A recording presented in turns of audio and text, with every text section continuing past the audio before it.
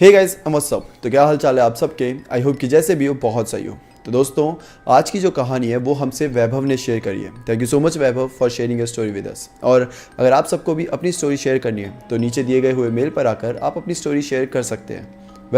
ये इंसिडेंट तब शुरू होते हैं जब वैभव जिस घर में रह रहा था उसके सामने वाले घर में रेनोवेशन शुरू होता है। और रेनोवेशन के बाद वहाँ पर जब नई नई फैमिलीज आकर शिफ्ट होना शुरू करती है और तब से उस घर में कुछ अजीब चीज़ें होने लग जाती हैं। कुछ ऐसी चीज़ें जो बिल्कुल भी नॉर्मल नहीं थी और जो बहुत ज़्यादा डरावनी थी। तो अब हम स्टोरी को शुरू करते हैं। ये कहानी है भोपाल की।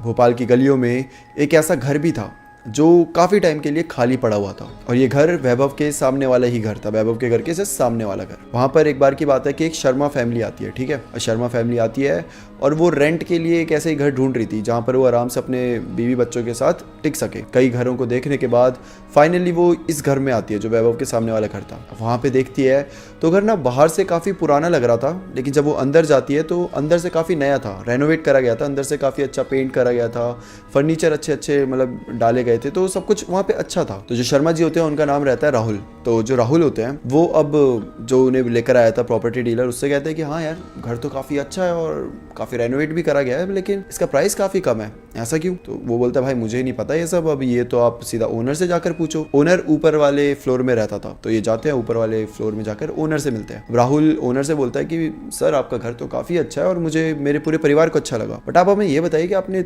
इतना कम प्राइस क्यों रखा। मतलब हमने जितने घर देखे वो इससे कम ही अच्छे थे और प्राइस उनका काफ़ी ज़्यादा था। तो जो ओनर होता है वो बोलता है कि मेरा यार एक्चुअली क्या था, मेरा घर ना काफ़ी टाइम से खाली पड़ा है, मुझे बस कोई चाहिए जो बस रहकर इसकी देखभाल कर सके, क्योंकि ऐसा आप देख सकते हो हमने रेनोवेट करा है। और उसकी वजह भी ये थी कि यहाँ कोई रहता ही नहीं था, गंदगी ये वो धूल मिट्टी हर दिन आती रहती थी और हम भी हर दिन तो साफ़ नहीं कर सकते, हम अपने भी काम में बिजी रहते हैं।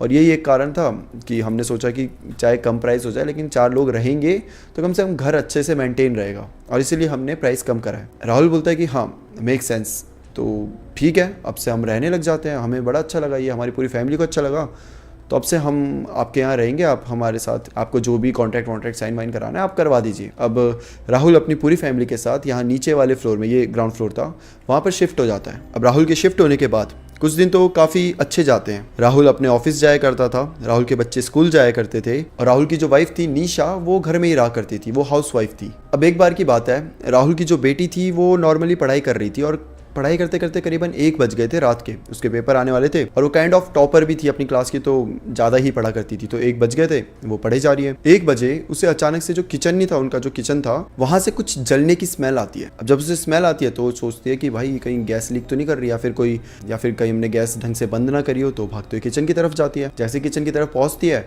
वो देखती है कि सब कुछ ठीक है, मतलब गैस बंद है, लीक भी नहीं कर रही, कुछ भी नहीं हो रहा, लेकिन अभी भी उसे ना वो स्मेल आई जा रही है। फिर वो थोड़ी नीचे की साइड झुककर वो चीज़ें हटाकर, मतलब जहाँ से वो पर्टिकुलरली जिस जगह से स्मेल आ रही थी उस साइड देखती है, तो वहाँ उसे कुछ धुआं सा दिखता है। तो वो थोड़ी हैरान हो जाती है कि जल तो नहीं गया यहाँ पर। अब वो हर जगह देख रही है, उसे समझ नहीं आ रहा। अब वो चीज़ें हटा रही है तो जो जैसे बोतलें रखी हुई थी वहाँ पर और भी चीज़ें सामान रखे हुए थे किचन में, जैसे हमने रखे होते हैं बर्तन, तो जब हट रहे थे तो आवाज़ आ रही थी, जिसकी वजह से राहुल और उसकी वाइफ दोनों जाग जाते हैं कि भाई ये आवाज़ कहाँ से आ रही है। देखते तो किचन से आ रही होती है, भागे हुए जाते हैं, वहाँ पे उनकी बेटी लगी हुई है चीज़ें हटाने में। उससे पूछते हैं कि बेटा तुम क्या कर रहे हो यहाँ पर। तो बताती है कि आपको स्मेल नहीं आ रही क्या, कुछ धुआं सा देखो मुझे दिखाई भी दे रहा है। ये दोनों देखते हैं तो वहाँ कोई धुआं नहीं होता, कोई नहीं स्मेल नहीं आ रही होती। तो ये बोलते कि हमें तो ऐसा कुछ भी नहीं आ रहा, तुम्हें कहाँ से आ रही है ये सब। तो बोलती है अरे आ तो रही है, मतलब उसे अभी भी स्मेल आ रही है, और वो इन्हें कन्विंस कर रहे हैं कि आ तो रही है, ध्यान से मतलब फोकस करो, सूंघने की कोशिश करो, आ रही है। और वो दोनों बोल रहे हैं कि ऐसा कुछ भी नहीं है, तुम्हें पता नहीं क्या हो गया है, तुम उठो और चलो, फालतू में 1 बजे तुम जाग रही हो, जाके सो जाओ। वो कन्विंस करने की कोशिश भी कर रही है, अरे आपको क्यों समझ नहीं आ रहा, मतलब मुझे आ रही है स्मेल, और इतनी स्ट्रॉन्ग आ रही है कि एक्चुअली कुछ जल रहा है, सीरियस चीज़ भी हो सकती है, पूरे घर में आग लग सकती है। वो दोनों बोल रहे हैं कि ऐसा कुछ भी नहीं है भाई, तू जाके सो जाओ, तुम पागल मत हो। और फिर राहुल उसे डांट वाट के भेज देता है। जब भेजता है तो एक बार फिर खुद भी चेक कर लेता है कि कहीं सही में वो सच तो नहीं बोल रही। सब कुछ चेक करके देखता है कि कुछ नहीं जल रहा, कोई स्मेल नहीं आ रही। तो वो दोनों भी वहाँ से चले जाते हैं। रात बीत जाती है, अब आता है अगले दिन। अब राहुल की जो वाइफ होती है उनको भी स्मेल आने लग जाती है और साथ में राहुल को भी आती है। दोनों फिर जाते हैं किचन की तरफ, सब कुछ ठीक है। अब इन्हें एकदम से हिट करता है कि कल रात को हमारी बेटी को भी सेम स्मेल आई थी और अब हमें भी आ रही है। अब ये दोनों क्या सोचते हैं कि बाहर किसी ने कुछ जलाया होगा और उसी की स्मेल ऐसे घूमते फिरते यहाँ तक आ गई है। राहुल बाहर जाकर देखता है, गेट के बाहर सब कुछ शांत था, कोई ऐसी स्मेल नहीं थी, कुछ धुआं नहीं था, कुछ भी नहीं था। तो इन्हें समझ नहीं आ रहा कि अगर अगर स्मेल आ भी रही है तो आ कहाँ से रही है। मतलब ज़्यादा ये इस पर जोर भी नहीं देते, ध्यान नहीं देते, और उसके बाद बोलते हैं कि छोड़ो जाने दो, कल देखते हैं करके फिर ये ऐसा पूरा दिन निकल जाता है। अब ऐसे करते करते धीरे धीरे चीज़ें और ज़्यादा वर्स्ट होने लग जाती है। एक रात की बात है, पूरी फैमिली सो रही है, करीबन 2-3 बजे हुए हैं, और एकदम से एक चीख सुनाई देती है ना, बहुत तेज़ी से, बहुत ज़ोर से। एकदम सब उठ जाते हैं, अचानक से उठ गए हैं, दिल की धड़कनें तेज़ हो गई है कि भाई ये क्या था, कुछ हो गया क्या, बाहर कोई लड़ गया या किसी को कुछ हो गया। मतलब ऐसा लग रहा था कि कोई बहुत दर्द में है। बाहर जाकर देखते तो पूरी गली शांत है, कोई बाहर नहीं आया, पूरी लाइट्स ऑफ है, सिर्फ वो जो स्ट्रीट लाइट्स होती है उसी की रोशनी आ रही है। मतलब ये बड़ी हैरानी की बात थी, क्योंकि इतने जोर से अगर चीखने की आवाज़ आती है ना तो अगल बगल वाले सब आ जाते हैं बालकनी में कि भाई क्या हो गया देखने के लिए, बट अभी कोई भी नहीं आया था, सब सो रहे हैं, सिर्फ शर्मा जी और उसका पूरा परिवार बाहर देख रहा है। अजीब बात थी।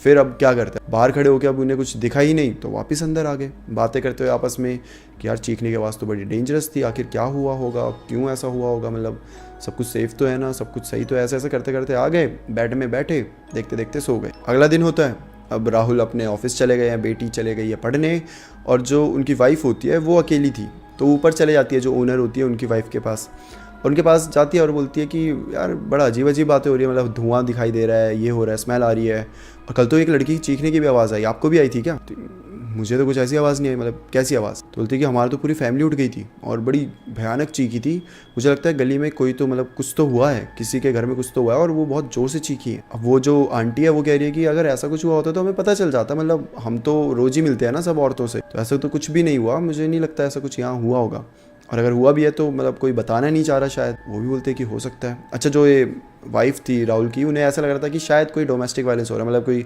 पति वती ने अपनी पत्नी वत्नी को पीटा होगा, और फिर अगले दिन सब कुछ सॉर्ट हो गया होगा। बाहर आके तो कोई बताता नहीं ना कि हमारे घर में ये सब चल रहा है, बस जब पीटा होगा तो बेचारी चिल्लाई होगी दर्द में, तो वो ऐसा सोच के चल रहे थे। और वो क्या, पूरा राहुल, उसकी बेटी, सबको यही लग रहा था कि यही केस होगा, तो ये लोग भी मतलब जाने देते कि ठीक है यार, अब ज़्यादा किसी के मामले में क्या घुसे। अब ये तो थे 2 किस्से, एक धुआं वाला और एक चीख वाला, लेकिन इसके बाद जो हो रहा था वो कुछ ऐसा किस्सा था जो किसी को ऐसे हिट नहीं कर रहा था कि ये क्या हुआ टाइप, लेकिन वो धीरे धीरे ना उस पूरी फैमिली को इम्पैक्ट कर रहा था। एक्चुअली क्या हो रहा था कि पूरी फैमिली में, मतलब राहुल, उसकी वाइफ, उसकी बेटी, तीनों का बिहेवियर धीरे धीरे बदलने लगा था। राहुल की बेटी जो इतनी पढ़ाकू थी, मैंने शुरू में बताया था, वो रात के 1-1 बजे तक पढ़ती थी, वो अचानक से ऐसी हो गई थी कि मुझे पढ़ना ही नहीं है, मुझे स्कूल भी नहीं जाना, बस खेलने में ध्यान है। मतलब खेलना भी ऐसा नहीं कि मोबाइल में लगी है या फिर बाहर दोस्तों के साथ जा, ऐसा कुछ भी नहीं, बस अकेले बैठी हुई है, और वो होती नहीं, वो ज़मीन पे ऐसे हाथ रख के आओ, मतलब वो चिड़िया उड़ते होता है, मतलब ऐसे कुछ अजीब अजीब सी गेम्स वो खेल रही है अकेले में ही। जो उसकी वाइफ है वो बड़ी अजीब हो गई, वो शांत बैठी हुई है। अगर आपके घर में कोई छोटी सी लड़की है और वो ऐसे ज़मीन में अकेले ही खेल रही है, तो आप उसके पास जाओगे, बात करोगे, बेटा क्या हुआ, तू क्या कर रही है, अकेले कैसे खेल रही है, ये वो है ना, कुछ फ़र्क नहीं पड़ रहा। जो वाइफ है वो चुपचाप एक कोने में बैठी हुई है, दूसरे कोने में वो लड़की खेले जा रही है, और राहुल ये सब चीज़ें नोटिस कर रहा है कि आखिर ये क्या हो रहा है, मेरे घर में, मेरे घर के परिवार को क्या हो रहा है। ये सब बहुत अजीब बात है, क्योंकि देखने में बड़ा क्रीपी सा लग रहा था। बेटी से बात कर रहा है, बेटी सुनी नहीं रही, वो अपना खेलने में लगी हुई है। बीवी से बात कर रहा है कि आज का खाना क्या है, आज पूरे दिन क्या करा, और हमारी बेटी वहाँ अकेले कर रही है, तुम यहाँ क्या सोच रही हो बैठकर। बीवी कोई जवाब नहीं दे रही, कोई अलग ही दुनिया में खो चुकी है। राहुल को धीरे धीरे बड़ा अजीब लगने लगा था कि यार ये जो भी हो रहा है ना, नॉर्मल तो नहीं है। हम जब से इस घर में आए हैं तब से ये अजीब चीज़ें होने लग गई हमारे साथ। और राहुल दूसरों को क्या बोले, उसके खुद के बिहेवियर में चेंजेस आने लगे थे। राहुल बहुत ज़्यादा एग्रेसिव हो चुका था। मतलब राहुल पहले ऐसा था, इतना काम नेचर कि उसको हर जगह कॉम्प्लीमेंट्स मिलते थे कि भाई कि अगर नेचर हो तो राहुल जैसा हो, इतना काम, इतना अच्छे से सब चीज़ें हैंडल करने वाला इंसान। कॉर्पोरेट वर्ल्ड में तो भाई आपको, जहाँ आपके सर पे हमेशा फ्रस्ट्रेशन हावी रहती है, वहाँ पे राहुल जैसा इंसान, उसे बहुत कॉम्प्लीमेंट्स मिलते थे। लेकिन अब राहुल अजीब हो गया था, अपने कोवर्कर से लड़ना, अपने जो जूनियर्स थे उनको डांटना, इनफैक्ट सीनियर्स तक से लड़ जाना, ये सारे चेंजेस राहुल के बिहेवियर में आ रहे थे और राहुल को ये सारी चीज़ें समझ भी आ रही थी। अब राहुल क्या करता है, अपनी बेटी के पास जाकर बैठ जाता है और उससे बात करने की कोशिश करता है कि बेटा तुम अकेले किसके साथ खेलते रहते हो, तुम मेरे साथ आकर खेलो, मैं तुम्हारे साथ खेलूंगा। तो जो बेटी होती है वो बोलती है कि अरे नहीं पापा, आप चिंता मत करो, वो जो अंकल है ना वो मेरे साथ खेलते हैं, वो हमेशा आते हैं और मेरे साथ हमेशा खेलते हैं, और ऐसा कुछ नहीं है कि मैं अकेले खेलती हूँ, मैं तो हमेशा उनके साथ ही रहती हूँ। अब राहुल को अचानक से बहुत अजीब लगा, कौन से अंकल भाई, किसकी बात हो रही है। वो जाके अपनी वाइफ से बात करता है कि तुम क्या सोचती रहती हो, तुम एक कोने में बैठकर, मतलब सब कुछ ठीक है ना, कुछ ऐसा तो नहीं है कि तुम अगर अंदर से अकेलापन या डिप्रेशन कुछ भी ऐसा फील कर रही हो तो तुम मुझसे बात कर सकती हो। वाइफ भी बोलती है कि ऐसा तो कुछ भी नहीं है, मैं तो मस्त आराम से अपना काम करती हूँ और मैं तो खुश हूँ, मतलब मैं बिल्कुल सैड नहीं हूँ, वो तो बस मैं ऐसे बैठ जाती हूँ थकावट के मारे, लेकिन ऐसा भी नहीं है कि मैं घंटों घंटों बैठी रहती हूँ, थोड़ी देर बैठ के फिर काम करने लग जाती हूँ। लेकिन ऐसा बिल्कुल भी नहीं था, वो वाइफ एक्चुअली घंटों तक बैठी रहती थी, बस उसको शायद रियलाइज भी नहीं हो रहा था कि वो घंटों तक बैठी हुई है। अब राहुल ना खुद भी एक पंडित है, ऐसा नहीं कि उसे सारी क्रियाएं और वो सब आती हो, लेकिन वैसे एक ब्राह्मण है, पंडित है। तो राहुल को कहीं ना कहीं ये शक हो जाता है कि इस घर में कुछ तो अजीब है। अब राहुल क्या करता है कि घर के आसपास के लोगों से इसके बारे में थोड़ा पूछताछ करना शुरू कर देता है, मगर उसको पूछताछ करने के बाद भी कुछ खास बात पता नहीं चल पाती। तो राहुल करता तो क्या करता, कुछ नहीं कर पाता बेचारा। पूछने की कोशिश करी, कुछ भी नहीं हुआ। अब आके अपने घर पे बैठा हुआ है और तब ना उसकी एकदम से नजर जाती है उसके किचन की साइड। किचन में जैसे मैंने बताया कि वो पूरा फ्लोर रेनोवेट हुआ था, पूरा घर रेनोवेट हुआ था, राइट। लेकिन एक जगह थी जो रेनोवेट नहीं हुई थी, वो था इनका किचन था। अच्छा, इनका मैं बताता हूँ, ये किचन है, इसके बगल में ना किचन में ही एक छोटा सा दरवाजा है। वो खोलो तो उसके अंदर कबाड़ वबाड़ चीजें रखी हुई है, मतलब बहुत बड़ा नहीं है, बहुत छोटा सा है। लेकिन वो रेनोवेट नहीं हुआ था, सब कुछ रेनोवेट था, दरवाजा तक रेनोवेट नहीं हुआ था। तो राहुल को पता नहीं क्यों अचानक से, ऐसा कुछ नहीं, उसे कुछ दिखा हो या कुछ लगा, कुछ भी नहीं, बस वो जाके उस दरवाजे को खोलता है। जैसे उस दरवाजे को खोलता है, वो जो छोटी सी जगह थी उसमें उसे ना बहुत कुछ अजीब चीजें दिख जाती है। जो पहली चीज होती है, वो वहाँ पे ना कुछ तंत्र मंत्र जैसी सिंबल्स बने हुए थे, जैसे कि तांत्रिक क्रियाएं वहाँ पर करी गई हो। जैसे एक गोला बना हुआ है, उसके अंदर ऐसे ट्रायंगल बना हुआ है, और ट्रायंगल के बीच में ऐसे एक छोटा सा गोला और बना हुआ है। और ये सारी चीजें नॉर्मल नहीं थी, मतलब बहुत फेड हो चुके थे, वो ऐसा लग रहा था बहुत पहले बने हुए हैं, फेड हो चुके थे। राहुल जैसे उसे देखता है, राहुल को एकदम चीजें समझ आ जाती है कि कैसे मैं इस घर में आया, कैसे ये सारी चीजें मेरी जिंदगी में बदलने लग गई। मेरी क्या, मेरी पूरी फैमिली की जिंदगी अचानक से बदल गई। और उसका जो रीजन है वो ये है, जो उसके आंखों के सामने था, कुछ तंत्र मंत्र की क्रियाएं जो कि वहां पर काइंड ऑफ बनी हुई थी। अब राहुल उन सब चीजों को ध्यान से देख ही रहा था कि तभी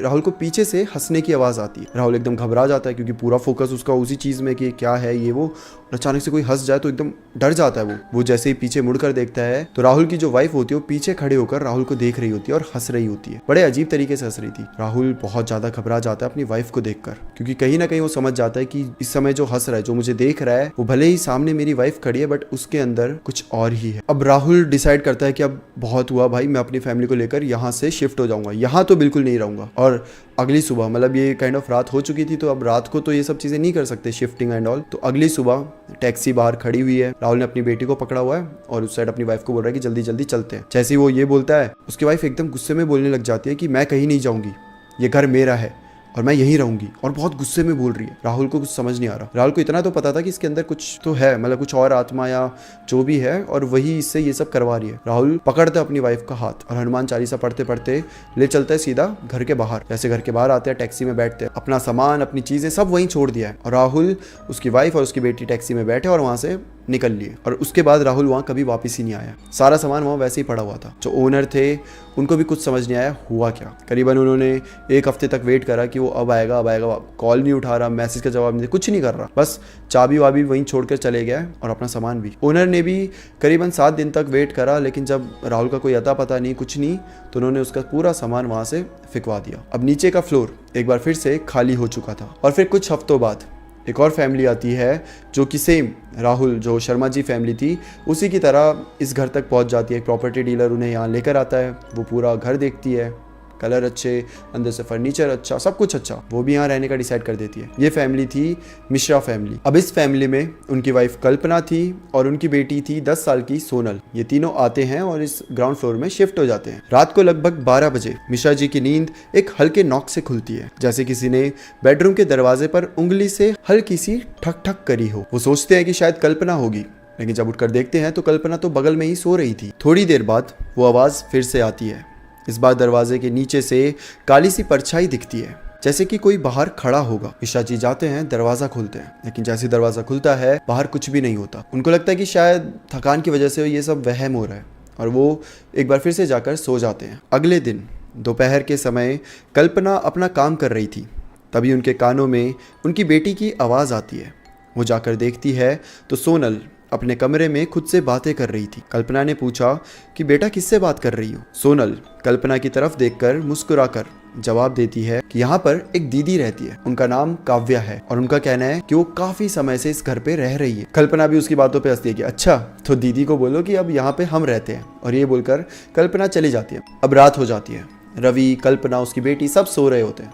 कि अचानक से रवि की नींद खुल जाती है, क्योंकि उसका तकिया ना एकदम गीला हो गया था, उसे फील हो रहा था, इतना गीला कि ऐसा मानो कि उसे ऐसा करो ना तो उस पानी निचोड़ जाए पूरा। वो फ्लैश लाइट ऑन करके तकिए को देखता है तो एकदम हैरान हो जाता है, क्योंकि तकिया एकदम लाल हो चुका था। दरअसल वो गीला पानी की वजह से नहीं बल्कि खून की वजह से था। रवि चिल्ला देता है, कल्पना को उठा देता है। कल्पना भी उठती है कि क्या हो गया करके। रवि बोलता है कि तकिए को देख, तकिया में खून है पूरा। कल्पना देखती है तो ऐसा कुछ भी नहीं था, एकदम सही था और कोई गीला भी नहीं था, बिल्कुल नॉर्मल सूखा हुआ। कल्पना बोलती है कि तुम पागल वागल हो गए, रात को भी सपना अपना देख लिया होगा और उसकी वजह से तुम्हें ऐसा लग रहा है, सब कुछ ठीक है, तुम सो जाओ। लेकिन रवि, जिसने पिछली बार याद है नॉकिंग की आवाज सुनी थी और तब उसने ऐसे इग्नोर कर दिया था कि वहम होगा, अगली रात को ये सब हो रहा है तो अब वो इग्नोर नहीं कर रहा। उसे लग रहा है कि कुछ तो गलत है। मतलब 2 रात को 2 अलग अलग चीजें, भाई इतना रियलिस्टिक तो नहीं हो सकती। अब इग्नोर ना भी करे तो क्या ही कर सकता है। तो वो बस ऐसे लेटा हुआ है कि तभी उसे ना ऐसे किसी बच्चे की गुनगुनाने की आवाज आ जाती है। रवि वापस उठता है, अपनी बेटी को देखता है तो बेटी तो सो रही है। अगर बेटी सो रही है तो इतनी रात को किसी बच्ची की गुनगुनाने की आवाज रवि के कानों तक कैसे आ रही। रवि को बड़ा अजीब लगता है कि घर में दूसरी बच्ची कहाँ से आई। वो उठकर जाकर चेक करने की कोशिश करता है कि तभी रवि की जो बेटी होती है सोनल, वो एकदम उठ जाती है और रवि को ऐसे रोक लेती है, उसका हाथ पकड़ लेती है और बोलती है कि पापा वो ना काव्या दीदी मुझे बुला रही है, मुझे जाना चाहिए। रवि समझ जाता है कि यहाँ तो कुछ तो गड़बड़ है, कुछ ऐसी गड़बड़ जिसे शायद हम सब ठीक नहीं कर सकते। मुझे कल ही पंडित जी के पास जाना पड़ेगा और उन्हें ये सारी चीज़ें बतानी पड़ेगी। वेल, ये सोच ही रहा था रवि कि तभी एकदम से जो सोनल होती है वो चिल्ला देती है। रवि सोनल की तरफ देखता है और कल्पना उठ जाती है कि क्या हुआ बेटा, क्या हुआ। और सोनल ना रोने लग रही है, रोए जा रही है, शरीर उसका कांप रहा है। तो दोनों उसे कैसे तो करके संभालते हैं कि बेटा क्या हुआ, हमें बताओ, सब ठीक है, तो सपना देखा होगा कुछ ऐसा करके। और सोनल रोते रोते बोले कि पापा वो काव्या दीदी मुझे ले जाएगी, वो मुझे आप सबसे दूर ले जाएगी, वो मुझे डरा रही है, वो मुझे ले जाए। बस यही चीज़ें बोले जा रही है वो कि काव्या दीदी मुझे ले जाएंगी। रवि को समझ नहीं आ रहा कि चल क्या रहा है।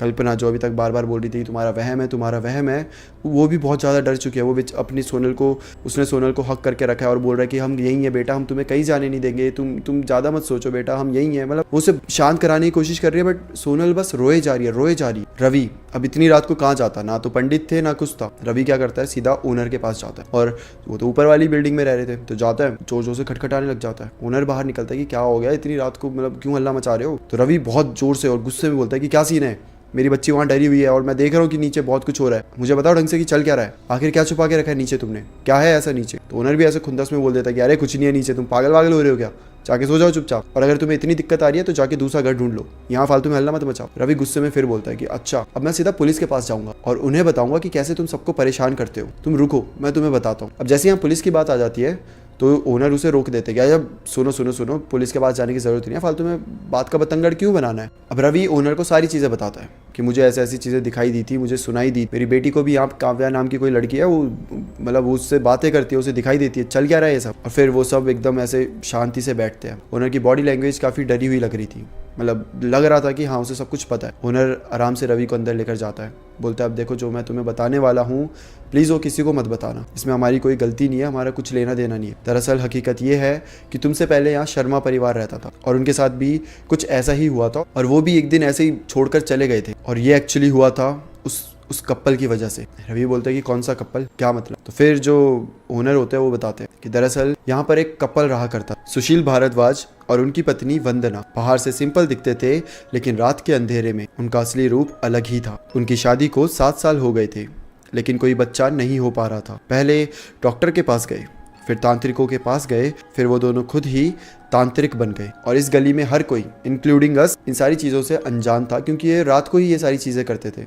हमें तो लगता था कि नॉर्मल से प्यारे से कपल है, हमें नहीं पता था कि रात को ऐसे तांत्रिक विधियां और ये सब चीज़ें ट्राई करते हैं। अच्छा एक बार की बात है कि ये अचानक से आते हैं और अपने साथ एक छोटी सी बच्ची ले आते हैं। 4 साल की बच्ची थी। सब गली वाले उनसे पूछते हैं तो बताते हैं कि कैसे उन्होंने इस बच्ची को अडॉप्ट कर लिया और अब से वो इसे माँ बाप की तरह रखेंगे, इसे प्यार से पालेंगे। गली वाले भी खुश थे कि चलो बेचारों को कम से कम संतान तो मिली, भले ही अपनी ना हो लेकिन उन्होंने अडॉप्ट करा है, अपनी ही जैसी समझो, और अब वो भी खुश रहेंगे और वो बेचारी जिसे अडॉप्ट करा है वो भी खुश रहेगी। लेकिन असलियत बहुत ज़्यादा डरावनी थी। दरअसल वो दोनों इस 4 साल की बच्ची को पालने के लिए नहीं, वो इस 4 साल की बच्ची की बलि देने वाले। अचानक से ये जो लड़की होती है गायब हो जाती है। गली वालों ने भी नोटिस किया कि अब ये दोनों कपल कहीं बाहर जा रहे हैं, घर में ताला वाला लगा रहे हैं, लेकिन साथ में वो बच्ची नहीं है, आ भी रहे हैं। और सुबह जाते थे, रात को आते थे। या तो इन्होंने बच्ची को अंदर ही रखा हुआ है और वो बंद है, लेकिन बंद भी नहीं हो सकती ना, क्योंकि ऊपर तो ओनर ही रह रहे हैं, तो उन्हें तो पता चल ही जाता अगर नीचे रह रही है बच्ची तो। और अगर अंदर नहीं है तो बाहर ये दोनों अकेले गए हैं, तो बच्ची है तो है कहाँ। गली वाले भी इनसे पूछते हैं कि अरे तुम्हारी बेटी कहाँ गई। तो वो पहले ना ये सारी बातें इग्नोर करते हैं कि हाँ वैसी, मतलब ऐसी फालतू की हवा में उड़ा देते। कभी बोलते थे अरे कहीं नहीं, घर के अंदर है। कभी बोलते कि अरे दोस्त के पास है, हमने वहाँ छोड़ दिया था, एक्चुअली आज हमें अर्जेंटली कहीं जाना था तो दोस्त के पास ही हमने छोड़ दिया। और ऐसे ऐसे करके इन्होंने टालने की बड़ी कोशिश करी और फिर एक दिन ये दोनों इस घर को छोड़कर चले जाते। कोई आता नहीं, कोई पता नहीं कुछ। अब ये कपल तो गायब हो गया, लेकिन अब नीचे वाले फ्लोर से बहुत ज़्यादा बदबू आने लगी, इतनी कि बर्दाश्त से बाहर होने लगी। और फिर जो ऊपर ओनर्स रह रहे थे वो लोगों को बुलाते हैं, साफ सफाई करवाते हैं। और जब साफ सफाई करते हैं तो साफ सफाई करने वाले लोगों को क्या दिखता है कि किचन के अंदर जो वो गेट था उसके अंदर एक बॉडी पड़ी हुई थी, एक 4 साल के बच्ची की बॉडी। और ये बच्ची वही थी जिसे इस कपल ने अडॉप्ट करा हुआ था। जैसे ये बात ओनर्स को पता चलती है वो पागल हो जाते हैं, क्योंकि कत्ल करने वाले गायब है और उनके घर में एक बॉडी थी, लिटरली एक बॉडी। ओनर्स क्या करते हैं, जो ये 2-3 थे लोग जो साफ सफाई कर रहे थे, बेचारे लेबर वर्क पे लेकर आए थे, तो क्या करते हैं कि इन्हें ना बहुत सारा पैसा दे देते हैं और बोलते हैं कि तुम ये चीज़ें किसी को नहीं बताओगे, अगर बताओगे तो पैसे वापस ले लेंगे। वो भी बोल देते हैं कि ठीक है, हमें तो पैसे मिल गए, हम क्या ही बताएं, कुछ नहीं करेंगे, हम चले जाएंगे यहाँ से। उसके बाद वो लोग वहाँ से चले जाते हैं। अब ये लेबर जो होते हैं, 3 लेबर थे, ये खुद तो जाते ही हैं, साथ में बॉडी भी लेकर चले जाते हैं और फिर उसको कहीं तो दफना के आ जाते हैं। और फिर ओनर क्या करता है कि पूरे जो नीचे का ग्राउंड फ्लोर था उसका पूरा रेनोवेशन कर देता है, यहाँ वहाँ फर्नीचर लगा दिए, पूरा अच्छे से चमका दिया घर, और मतलब ऐसा कर दिया कि यहाँ तो कुछ हुआ ही नहीं। और इस चीज़ के बारे में किसी को पता भी नहीं चलता। क्यों नहीं चलता? क्योंकि बच्ची गायब हुई थी, लेकिन साथ में वो कपल भी गायब हो गया, तो उन्हें लगा कि शायद वो बच्ची लेकर अपने साथ चले गए या जो भी है, मतलब कि कोई क्वेश्चन करता ही नहीं है, किसी को ये आइडिया तक नहीं था। वो तो सब यही सोच रहे थे कि बच्ची को लेकर वो कपल कहीं चले गए होंगे और अपनी ज़िंदगी अच्छे से जी रहे। और फिर वो ओनर बताते हैं कि हमने भी गली में किसी को नहीं बताया, क्योंकि बताते तो बहुत कुछ पुलिस केस ये सब कुछ बन जाता और हमें सब नहीं चाहिए था, जिसकी वजह से हमने बस यहाँ पे रेंट पे चढ़ाने लग गए लोगों को और हम भी नॉर्मल ज़िंदगी जीने लग गए थे। लेकिन जब वो शर्मा जी की फैमिली आई थी तब हमें थोड़ा आइडिया हो गया था कि जब वो रात को उठ रहे हैं, आधी रात को एक दूसरे से बातें कर रहे हैं, हम सुनते थे, हमें आइडिया लग रहा था कि उन्हें क्या चीज़ें सुनाई दे रही है और उन्हें क्या फील हो रहा है। लेकिन हम ऐसा एक्ट करते थे कि यहाँ कुछ है ही नहीं, यहाँ तो सब कुछ नॉर्मल है। जैसे कि उसे किसी के चीखने की आवाज़ें आई थी, उसने ओनर की बीवी को आके बताया भी था, शर्मा जी की जो वाइफ थी, तो इन्होंने ऐसा एक्ट करा कि यहाँ तो ऐसा कुछ है ही नहीं। लेकिन असल में इन्हें सब कुछ पता था, इन्हें डर भी लग रहा था कि हमारे घर में लिटरली एक भूत घूम रहा है, एक 4 साल की छोटी सी लड़की का भूत। उसके बाद शर्मा जी की फैमिली भी अचानक से गायब हो जाती है,